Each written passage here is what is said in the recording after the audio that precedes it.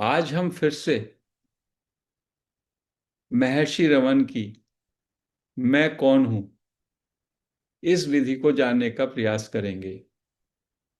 महर्षि रमन ने अपने पूरे जीवन काल में सभी साधकों को केवल यही बोला कि ये जानने की चेष्टा करो कि आप कौन हैं।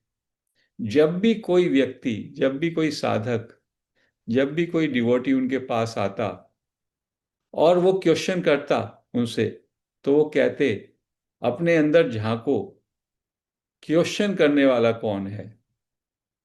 उनका प्रयास हमेशा प्रत्येक व्यक्ति को, जो भी वो क्वेश्चन लाता, जो भी वो डाउट करता, उसके माध्यम से वापस अंतर्मुखी करने का होता। क्योंकि उनका मानना था और वो कहते थे कि बाहर की वस्तुओं का ज्ञान केवल एक भौतिक ज्ञान है। वास्तव का जो ज्ञान है वो है कि आप स्वयं को जानें, who are you, who am I. और उसके लिए इस मैं को जानना जरूरी है। हम सभी लोग पूरे समय, जब तक हम जागते हैं, मैं शब्द का इस्तेमाल करते हैं।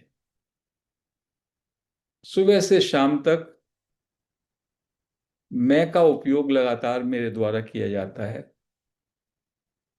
मैं चलता हूं, मैं बोलता हूं, मैं खाता हूं। इस तरह शारीरिक क्रियाओं में कर्ता के रूप में मैं का इस्तेमाल होता है। मैं सोचता हूं, इस तरह मन को, जो कि एक थिंकिंग इंस्ट्रूमेंट है, उसके लिए मैं का उपयोग करता हूं। मैं फील करता हूं, फीलिंग के रूप में मैं का उपयोग करता हूं। तो सारी की सारी मेरी जो भी एक्टिविटी हैं, क्रियाएं हैं, चाहे वो स्थूल क्रियाएं हों, शारीरिक क्रियाएं हों या मानसिक क्रियाएं हों, उन सब में मैं जो है वो ध्रुव में रहता है, मैं केंद्र में रहता है। तो ये जो मैं है, महर्षि कहते हैं इस मैं को जानो। ये मैं क्या है और ये मैं का उद्गम कहां से हुआ? क्योंकि पूरे जीवन भर मैं अपने को मैं मानता रहा, लेकिन मैंने कभी ये जानने का चेष्टा नहीं किया कि ये मैं वास्तव में है क्या। क्या ये मैं शरीर है? क्या ये मैं मन है या बुद्धि है, या इसके भी बियॉन्ड, इसके भी पीछे कोई ऐसी परम सत्ता है जो अपरिवर्तनशील है, जिसमें कभी कोई विकार नहीं होता, जो शाश्वत है, जो सनातन है। तो इसके लिए महर्षि रमन ने हम सभी को परम करुणा से ये विधि दी, सेल्फ इंक्वायरी, मैं कौन हूं। और जब मैं अपने से पूछता हूं मैं कौन हूं, तो ये एक मानसिक प्रश्न नहीं होता, ये एक बौद्धिक प्रश्न नहीं होता। ये प्रश्न होता है अनुभूति के स्तर का, कि अपने अंदर मैं भाव को महसूस करो। ये मैं भाव क्या है और इसका उद्गम, इसका स्रोत क्या है।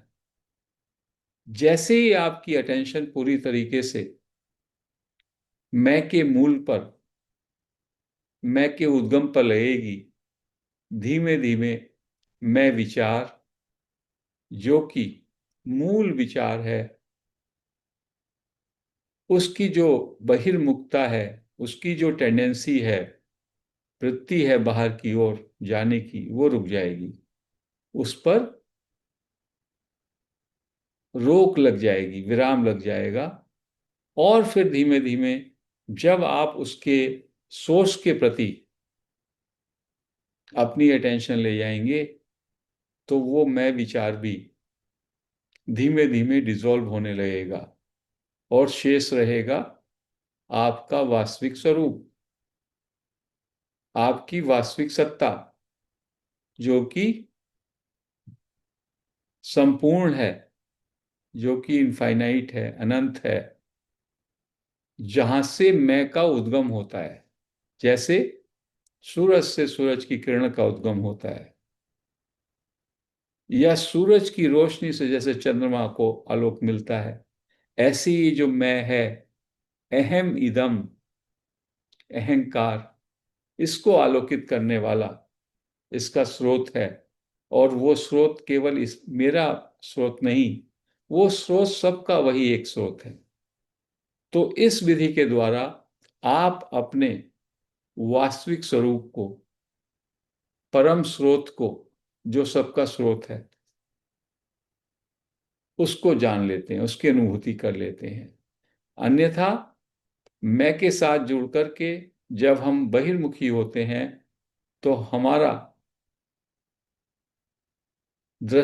हमारी दृष्टि उस सोर्स से, उस अपनी परम सत्ता से विमुख रहती है, वो हमसे ओझल रहता है। तो उसको, उसके प्रति बोध करने का, उसको संज्ञान में लेने का एक ही तरीका है कि हमारी दृष्टि बहिर्मुखी से अंतर्मुखी हो जाए। उसी का नाम है who am I, self enquiry technique. So we end this discourse here.